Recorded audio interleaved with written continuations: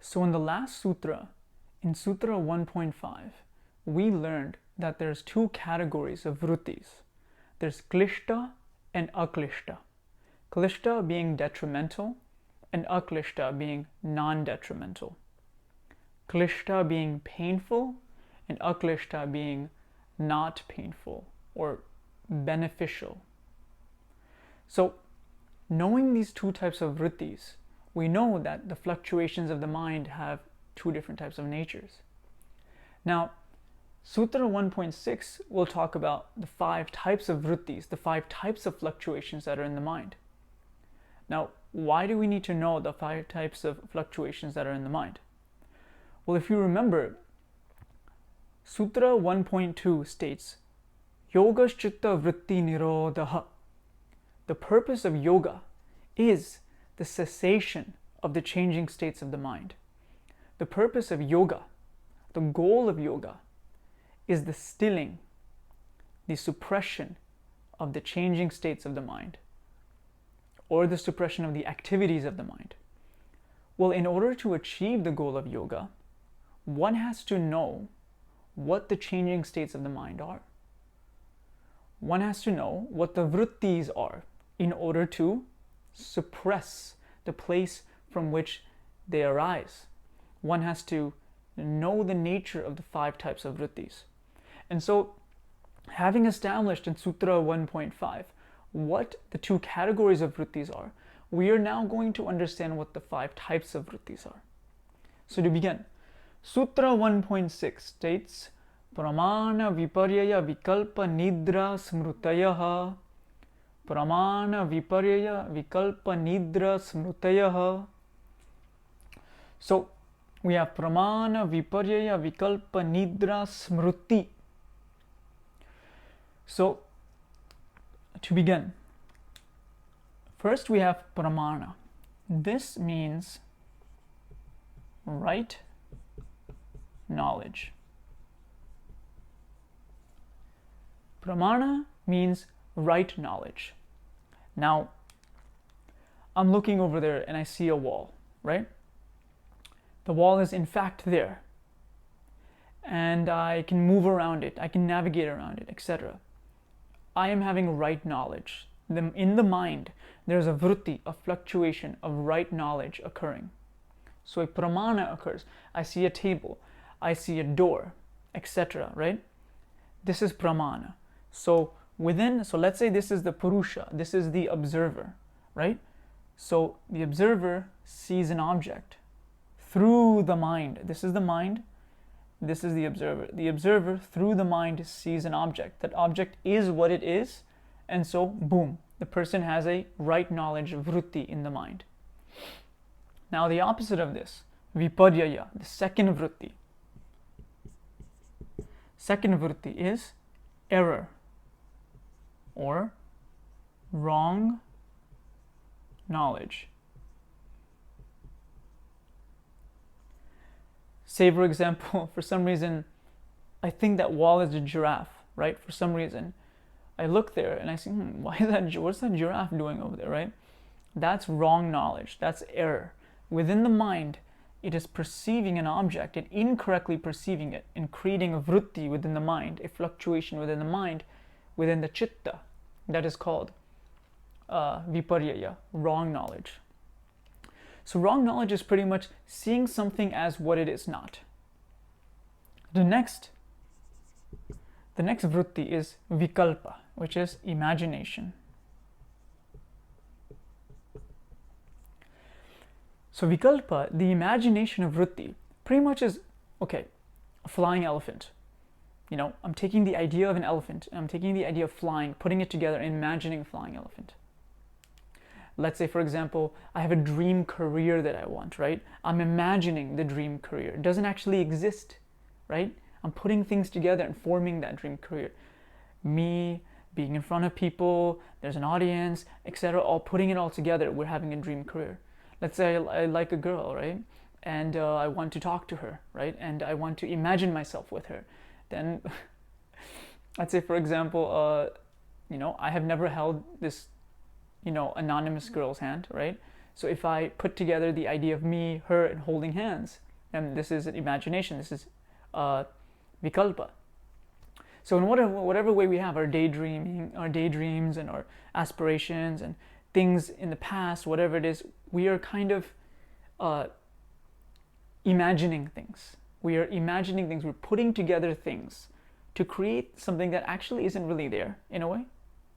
But we're putting together these things to create a vritti of imagination, things that we already know in a way. So here we have imagination. I imagine something and boom, a vritti occurs in the mind. Now the next vritti is nidra, which is sleep. Sleep. So here we have the commentators say that you wake up in the morning and you know that you were sleeping because a vritti occurs in the mind that indicates that you were sleeping. So now we'll go into these vrittis individually, step by step, because how the sutras work is they say everything together in a compound and then they go into it individually, step by step. So here we have nidra, which is sleep. We'll go into it. This is a vritti that indicates that you have been sleeping. It tells you what you were doing. The fifth type of vritti, or fluctuation in the mind, is smruti, memory. This is very important. Everything that I know, all the information that I got in my life, that I've attained in my life, is through memory. Whether it's scientific information, facts, opinions, names, whatever it is. This is all from memory. So I will be recalling something. So whenever I recall something, right, that's a vritti, boom, that occurs in the mind. Now, these are the 5 types of vrittis that in yoga a person who's practicing has to suppress. But not exactly the vrittis, but the place from which the vrittis are emerging. One has to weaken it, suppress it, and then the frequency of how much these thoughts come up will decrease. And eventually, when one cancels out the mind, the observer abides in its own nature. Tada drashtu svarupe vasthanam, then the observer abides in its own nature. Right? Only if the vrittis are still. Yogaschitta vritti nirodha. So, once again, 5 types of vrittis. There are 2 categories. Either klishta, so detrimental. So for example, let's say for example, I look at something and I see it in a wrong way, right? So let's say for example, I see let's say for example, I think that pole over there is my friend, and then I walk like a mile or something. I walk like half a mile to go see. I'm like, oh, that wasn't my friend. So from that wrong knowledge, I just completely wasted effort. And I completely wasted energy to go and see who that person was. Or let's say, for example, I read something that actually isn't there, right? And then I go and I take an exam, and that was incorrect, right? So that's wrong knowledge, right? So in this case, wrong knowledge led me to put in extra energy, right, into something that I didn't have to walk all the way there. I thought my friend was a pole. That'd be really odd if I thought that, but. And wrong knowledge, in this case, it didn't, with the exam, it didn't help me with my exam when I read something and I thought it was something else, but it wasn't. I read it in the wrong way, right? But in terms of yoga, if you, for example, let's say there's a teaching about yoga, or there's a principle about yoga, and you misinterpret it in a wrong way, let's say, for example, there is a particular verse in Yogasutras that talks about celibacy. It says brahmacharya pratishtayam virya labha, right? And there's a verse about celibacy. One has to be celibate to do yoga sutras, right? Actually, we'll talk about that, but to practice it. And then let's say someone goes, oh, I'm married, so I can do it, right? But no, not according to Patanjali. According to Patanjali, the being celibate is required actually for yoga sutras. So one is misinterpreting it, and that could not help you in the path of Patanjali path in that particular way, because you're misinterpreting it. So that's how wrong knowledge can be klishta, detrimental, or imagination can be detrimental in the manner that you imagine things that hurt you, you imagine things that are not there and causes anxiety. So that's detrimental for you. In the same way, it could be good for you. So it could be aklishta. Vṛtti could be beneficial. You could imagine good things, your future, your career, everyone happy, and then make it happen, right? So you could, memory, smriti could be klishta. Remember bad memories that don't allow you to meditate, that don't allow you to do certain things. Or you can remember good memories. So aklishta, beneficial memories that allow you to meditate. So you could recall a particular verse sutra in the Yogasutra that's talking about meditation, and you recall it and it motivates you to do so.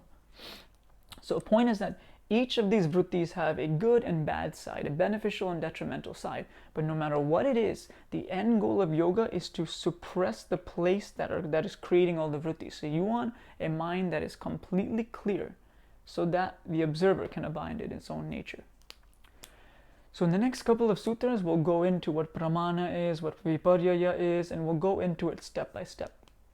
So as of now, we have Pramana, Viparyaya, Vikalpa, Nidra, and Smrutihi, the 5 types of vṛttis.